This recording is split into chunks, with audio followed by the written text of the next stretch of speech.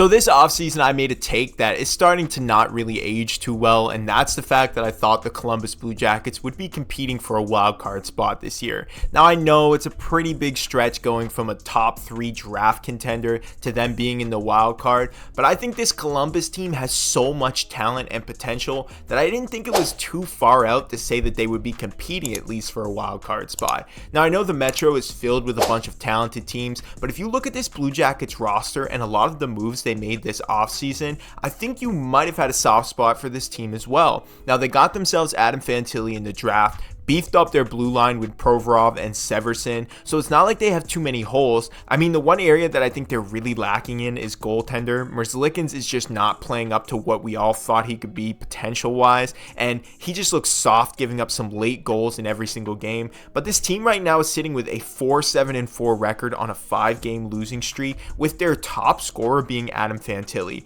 which when you have guys like Laine and Gaudreau, it just feels weird to say that. Gaudreau has not found his game to start the season. I expect him to pick it up, but under this new head coach, it just seems like he's not blending well with this Blue Jackets team. And Laine has been hurt again, and this one's not his fault, but with him being hurt every year, how reliable can he really be? I mean, this team has so much potential, but guys like Kent Johnson are being benched, and Fantilli's talking about how much he hates losing and how much he really wishes they could turn things around. It's not blending well in Columbus right now, even though I thought it was going to this year, but I'm thinking their future's still going to be bright. But man, was I hoping to see a competitive Blue Jackets team this year, and I'm hoping they can turn things around just a little bit so we can see some of the potential this roster has. But I think I'm going to be disappointed yet again, because last year I thought they were going to take a leap and they just didn't. So I want to know what you guys think. Do you think that Columbus has potential to turn this season around and maybe just compete for a wild card spot, or just be a little bit better than they have been to start this year?